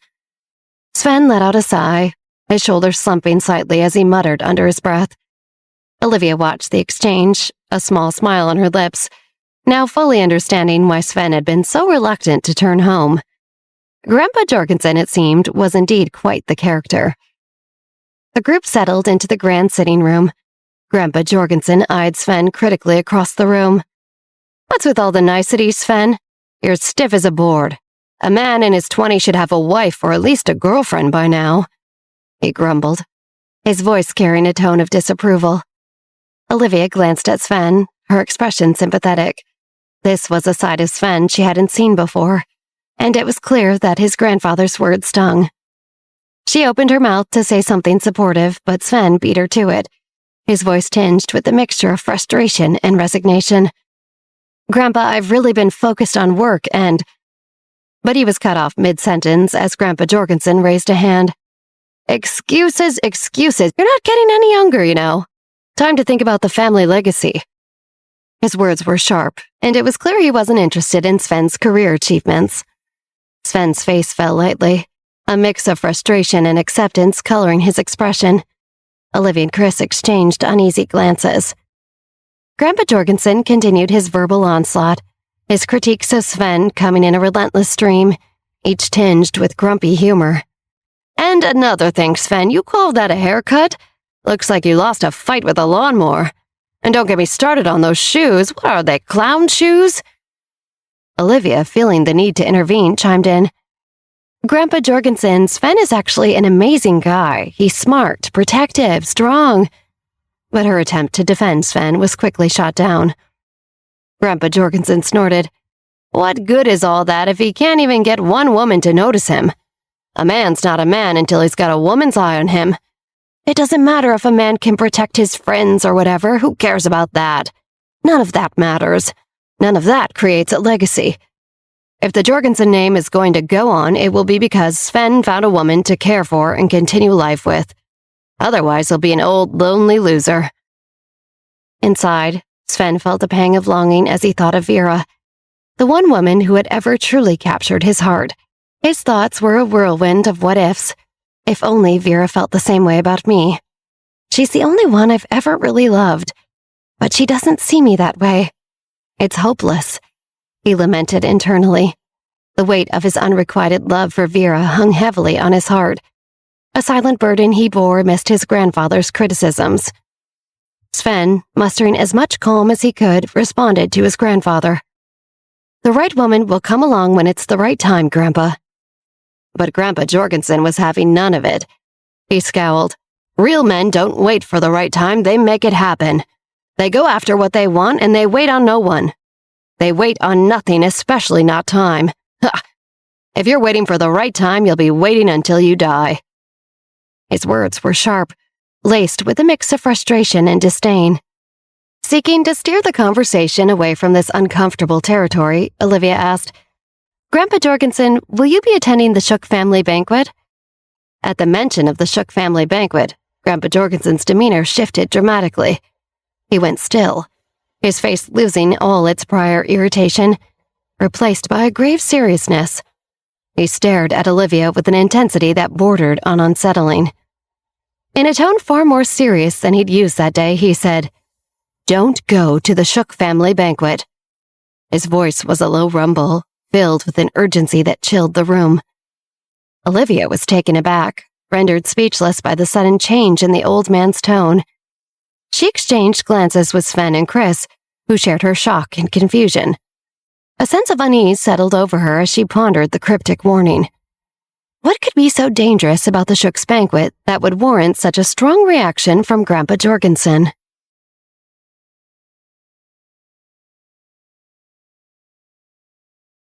As Olivia's gaze locked with Grandpa Jorgensen's, a chill of alarm coursed through her.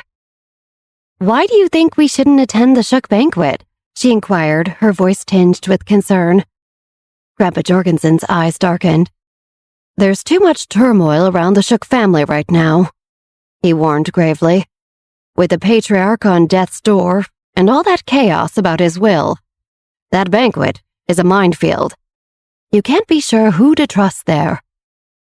Chris and Sven exchanged uneasy glances, clearly digesting this unexpected revelation. Chris finally spoke, his tone reflecting a mix of skepticism and duty.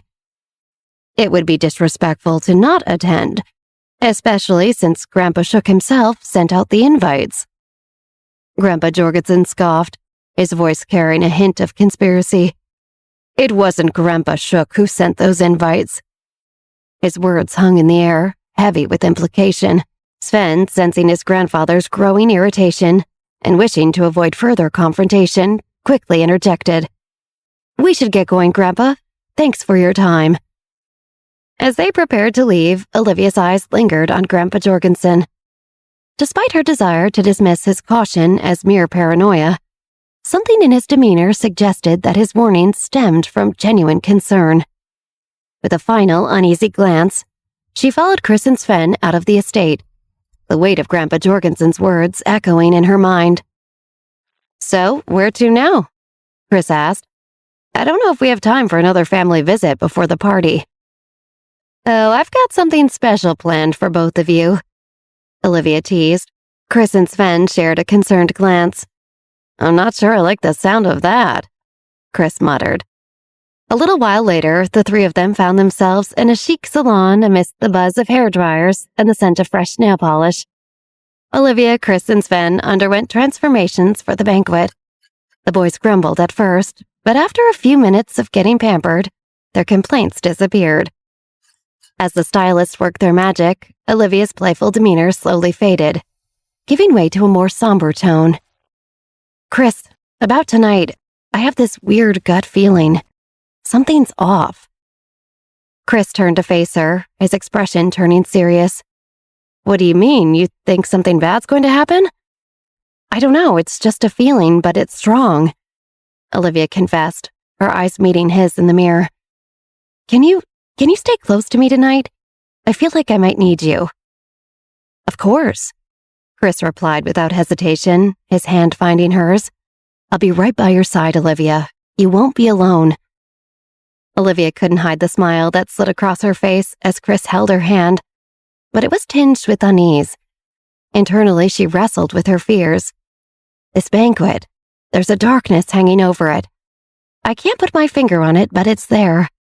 I just hope we're prepared for whatever's coming. The Shook family's residence was a spectacle of luxury. As Olivia, Chris, and Sven stepped into the banquet hall, their eyes were immediately drawn to the extravagant details. Crystal chandeliers sparkling like diamonds, walls adorned with intricate tapestries, and floors so polished they reflected like mirrors. "Is that Grandpa Shook?" Olivia murmured, unable to hide her shock. Chris, equally astonished, nodded. "He looks healthier than I do." Sven leaned closer, his voice a whisper. "I was told he was gravely ill. This is unexpected." Olivia's mind raced, her senses on high alert.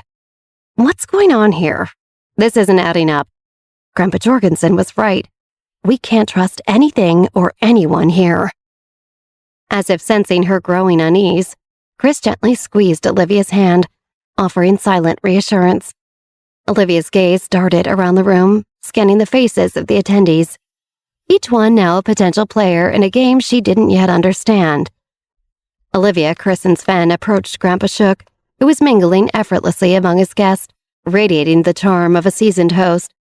His smile was warm, but Olivia sensed a coldness in his eyes that unsettled her.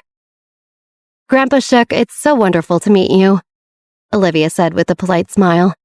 "I'm Olivia, Steve's classmate and close friend. Is it all right if I call you Grandpa?" The mention of Steve briefly shadowed Grandpa Shook's face, but he quickly regained his composure. "Of course, my dear," he replied. "Call me Grandpa." Grandpa Shook then turned to Chris. "And if I'm not mistaken, the lovely young woman is your fiancée. Is that right, Chris? She's quite stunning." Chris beamed at Olivia, proudly affirming, "Yes, she is."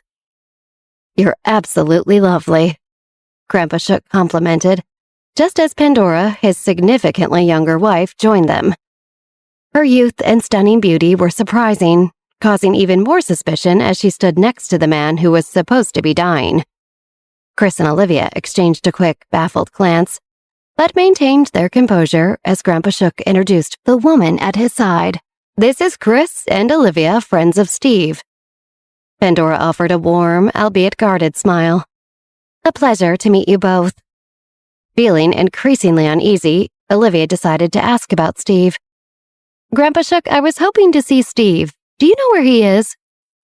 Grandpa Shook's smile didn't waver as he casually replied, "Steve is probably around, like playing video games." However, when Olivia tapped into his thoughts, she heard a dark, venomous voice. "Steve is exactly where he deserves to be, locked in the basement, nursing a broken hand, and his poor brother Robbie is down there too, fighting for his life with a high fever." The revelation sent a chill down Olivia's spine. Sensing Olivia's distress, Chris quickly interjected. "Thank you for the invitation. We should mingle with the other guests now." Grandpa Shook nodded as he continued to smile. "Of course. Enjoy yourselves." As they walked away, Olivia's mind raced with concern and fear. What's happening here? Why are Steve and Robbie in the basement? Her heart pounded with the dread of the unknown as she tightly clutched Chris's hand. Olivia, with a sense of urgency, grabbed Chris and Sven by their arms, weaving through the crowd of elite guests. Her movements were swift and purposeful as she led them to a secluded corner of the grand hall. In the corner of the party, Olivia, Chris, and Sven huddled together, ensuring their conversation stayed private. "Did you see the way Grandpa Shook reacted when I mentioned Steve?" Olivia began, her tone laced with concern. "There's something off about him." Chris nodded in agreement, his brow furrowed. "And Pandora, his wife, she's so young, it's unsettling." Sven chimed in, his voice tinged with unease. "It's not just unsettling, it's bizarre." Chris spoke his words tinged with suspicion. "Something doesn't add up. Everyone thought Grandpa Shook was gravely ill, and here he is, the picture of health. What's really going on?" Olivia, her expression serious, leaned in. "It's not just about his health. There's something deeper happening. This isn't your typical family gathering, I can feel it." Chris and Sven exchanged a knowing look, a silent agreement that they were in over their heads. "We need to keep our eyes and ears open," Chris said. Sven's voice was low but urgent. "Chris, you don't think... Could the 7 families be involved in this somehow? It feels like we're missing a piece of a much larger puzzle." Chris nodded, his expression growing grim. "It's starting to look that way. We knew this banquet wouldn't be straightforward, but this is something else." Chris turned to Olivia, his protective instincts kicking in. "Olivia, I think we should get you out of here. It's not safe, and I can't risk anything happening to you." Olivia's response was immediate. "Chris, I'm not the one in danger here. It's Steve we should be worried about. If what I suspect is true, then leaving now could put him in even more danger." Olivia's expression was serious. "Steve and Robbie are in trouble. They're locked in the basement." Chris and Sven stared at Olivia, their expressions a mix of confusion and concern. "What do you mean Steve and Robbie are locked in the basement? How do you know that?" Chris's voice was tinged with disbelief, but Olivia's face was grave. "I can't explain it fully right now, but I just know." Sven and Chris exchanged a look of alarm. "But Grandpa Shook..." Sven tried to get out, but Olivia cut him off. The trio watched as Grandpa Shook continued to charm the room, his presence commanding and jovial. Yet beneath the surface, Olivia sensed a sinister undercurrent, a dark truth masked by his charismatic facade. Her eyes fixed on Grandpa Shook, Olivia felt a chill run down her spine. Her earlier feelings of dread, the unease that had nagged at her since their arrival, suddenly crystallized into a sharp, frightening clarity. Her premonitions were not mere anxiety. They were warnings of the danger lurking within these opulent walls. As she stood there, surrounded by the sound of laughter and clinking glasses, Olivia knew with a sinking heart that her worst fears were about to unfold.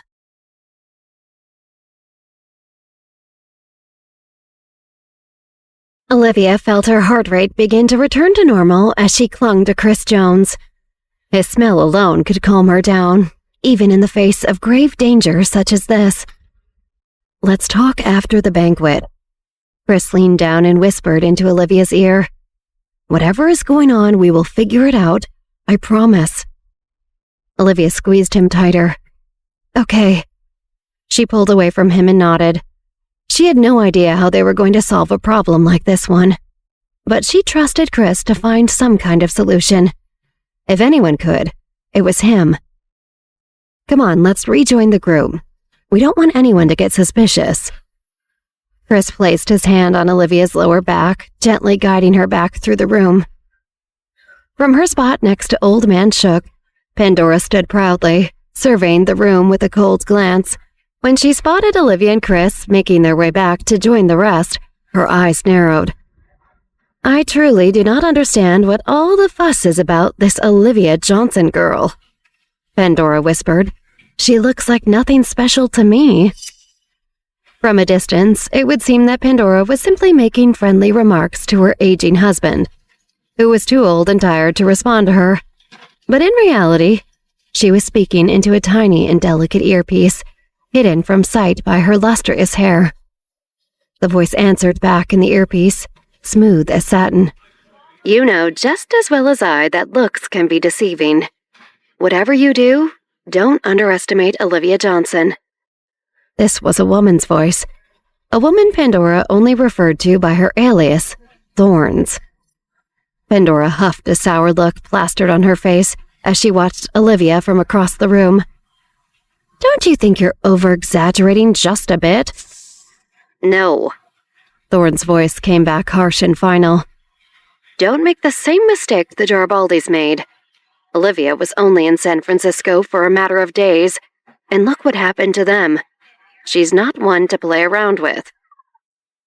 "Are you really comparing me to that dolt Anders? Unlike him, I actually have a clue what I'm doing." Pandora wrinkled her nose, offended. "There are many much cleverer than Anders who have also been tricked by this girl." Thorn's voice assured Pandora, while at the same time not denying she was comparing her to Anders. "I'm just telling you to watch your back. Don't let your guard down, that's when she'll strike." "Fine, I'll be careful." Pandora sighed into the earpiece. "Let's discuss something more fun, like the grandson. Can I at least get rid of him yet?" "Not yet." Thorns paused for a moment as if mulling over this thought. "Steve Shook and Olivia Johnson have an odd friendship. I'm not sure what she would do if she found out he had died. Besides, we still don't have everything we need out of him. Let's hold off for now." Pandora clucked her tongue. "You never let me do things my way. But fine, I'll wait." She didn't understand why the woman in her earpiece was so reticent when it came to Olivia, but she knew enough not to push her right now. When the time was right, Pandora knew it would all come together for her. "Go mingle with your guests, you don't want to seem rude," Thorns advised. "And remember to contact me immediately if anything should happen." "Roger that." Pandora's tone was sarcastic now. She hated being given orders by this mysterious voice, but she had to admit, this Thorns was proving quite helpful when it came to executing her plan. Pandora leaned down to address her husband. "Sweetheart, shall we circulate a bit?" Grandpa Shook looked up at Pandora, his eyes blank and glassy. "Yes, my darling," he answered in a monotone voice, lifting an arm up automatically for her to hold on to. In an instant, Pandora shifted her entire face so that she was showing off a dazzling smile, the absolute picture of a perfect hostess. Olivia watched Pandora and Old Man Shook as they walked through the room, greeting guests. Pandora sparkled as she threw her head back to laugh at a guest joke, or reach out fondly for a friend's arm as they shared a personal anecdote. Olivia could easily understand how an old man might fall for such charm. But there was something still nagging at her. All the while Pandora entertained, Old Man Shook simply stood there, practically catatonic. His eyes never moved, as if his body were vacant of a soul. Suddenly a thought came to Olivia, sending a shock of electricity down her spine. When she had listened to the thoughts of the Shook family patriarch earlier, she had encountered something very strange. It had been hard to focus her efforts on his train of thinking because it had felt like there were multiple voices in his head. Now Olivia realized that that is precisely what was occurring. Inside Old Man Shook's mind, she had heard his voice, but she had also heard another voice, a woman's voice. From across the room, Olivia heard Pandora open her mouth and loudly greet a guest who was just arriving. "Welcome." Olivia's entire body went cold. It was her voice she had heard inside the old man's head. Olivia had her arm linked through Chris's since they had made their way to their current spot. She was now incredibly grateful for his physical presence, for if he were not there, holding onto her arm, Olivia was quite certain she would have collapsed to the ground in shock. How was it possible that this woman's voice could be inside someone else's thoughts? Olivia tried to rationalize this. Maybe she had misheard? But now that was impossible. She knew for absolute certain that she had heard Pandora's voice when she had listened in to Old Man Shook's thoughts. She also recalled hearing a very faint cry for help when she had listened in. It sounded so far off, she had dismissed it as background noise. But now she couldn't help but wonder if that was the real Shook Patriarch, stuck somewhere inside his own brain. Olivia's head began to spin. She knew that odd things like this were possible. After all, here she was, reborn into her own life as a 17-year-old girl, after being murdered by her fiancé and best friend. Not to mention that she now had powers of her own. But mind control was certainly not one of them. If Pandora was able to control Grandpa Shook's mind, who was to say that she didn't have the ability to control all of them? Olivia felt her whole body begin to shake uncontrollably. Chris must have felt this, because he now tightened his grip around Olivia's arm and smiled at the couple in front of them. "Would you excuse a moment? My drink needs a refresh." Chris pulled Olivia over to the wet bar, away from the prying ears of guests. He ordered her a juice, then leaned down towards her. "Here, drink this. The sugar will help." Olivia grabbed the glass from Chris with a shaky hand. She slowly sipped from the glass as Chris ran a hand up and down her arm, doing his best to comfort her. "Are you okay?" Chris lowered his voice, trying desperately not to draw any attention to them. He didn't know exactly what was going on, and he still had a million questions he wanted to ask Olivia, but he knew enough not to trust anyone at the event tonight. Olivia nodded. "I'm doing better now, thank you." She looked around the room then, realizing it had been a while since they had seen Sven. Her heart dropped to her stomach with worry. What if Pandora had done something with Sven? "Where is Sven?" Olivia turned in all directions, searching frantically for him with her eyes. Chris placed a hand on each of her arms to steady her. Calm down, he whispered. "Sven is fine. I sent him to the basement to check it out." Olivia looked up at Chris with panic in her eyes. What if he's hurt? What if something happens to him? Chris smirked at Olivia, trying to convey an air of confidence. "Please, Sven? Even the baddest of the bad know not to mess with that guy." Chris grabbed a glass of champagne from the wet bar and took a sip, trying to cover his own worry for his friend. Of course, he believed what he said.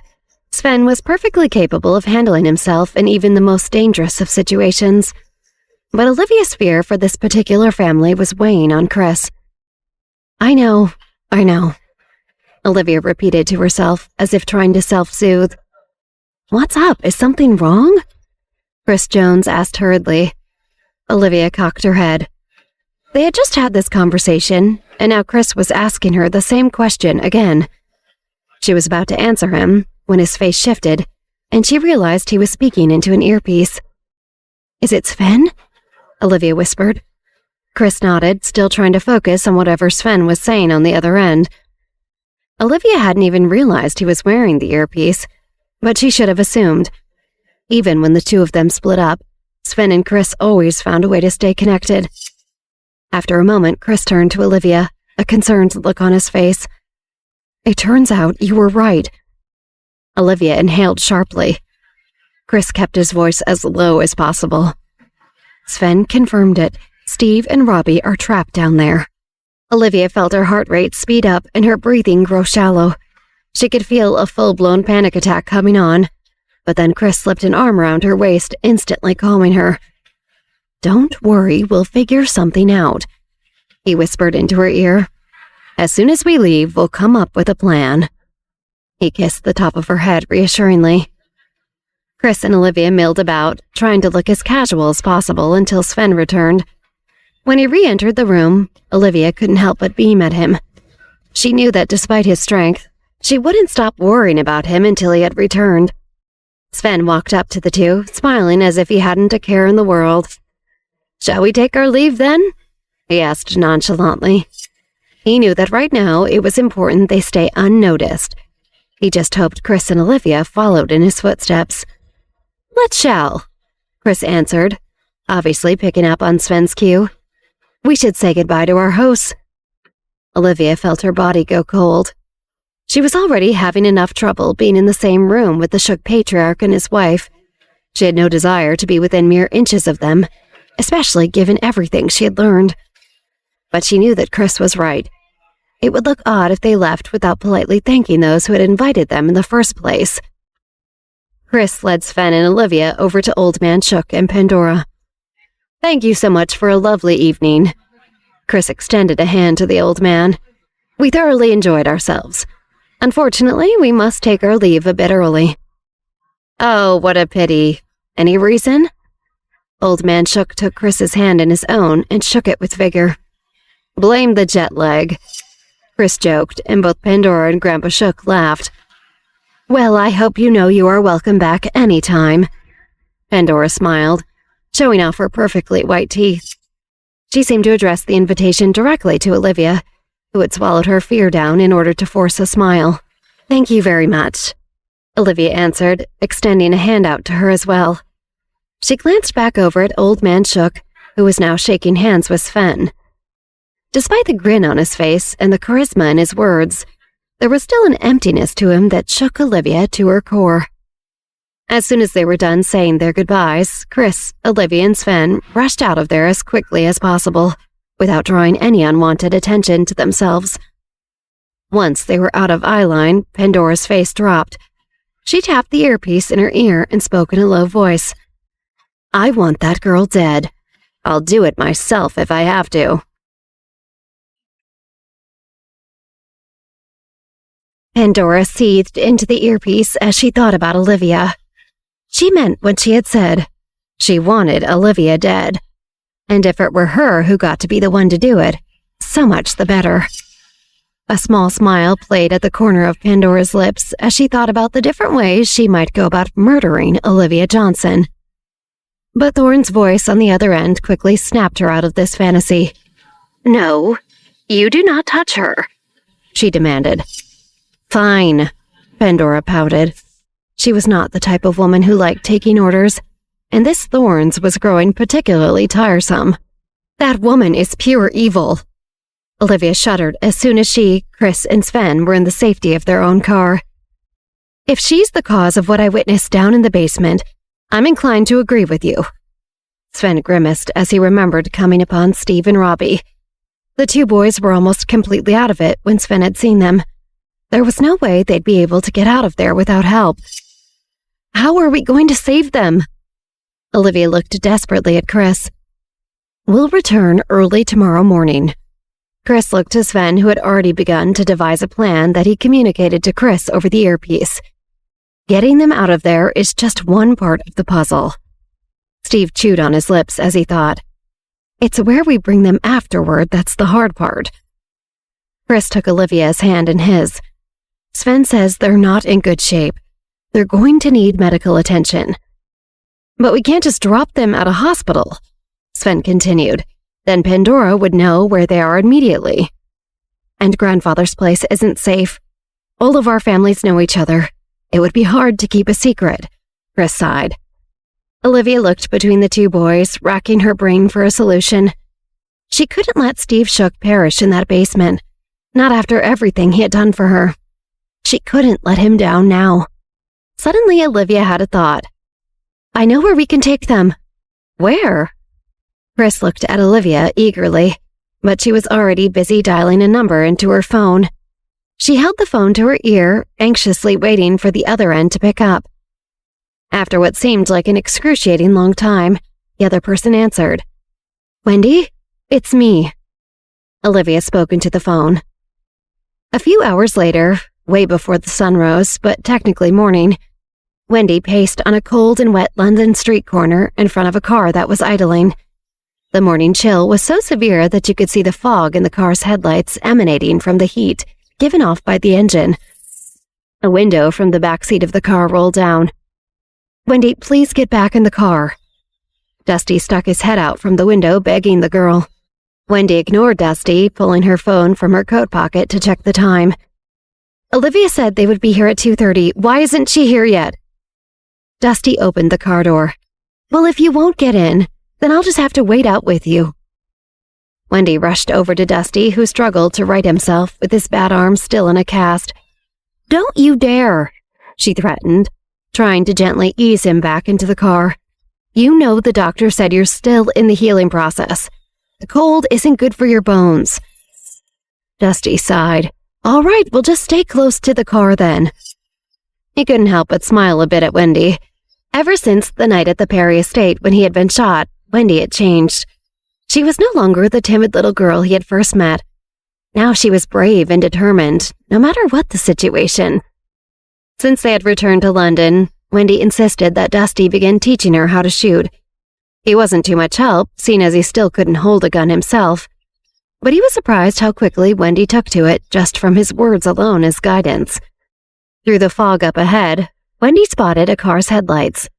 They flashed 3 times, the signal Olivia had told Wendy to look out for. "That's her," Wendy called out. She leaned into the front seat of her own car, instructing her driver to flash their own lights 3 times in response. He did as he was told, and the car in front of them began to pull forward. Dusty didn't hesitate this time.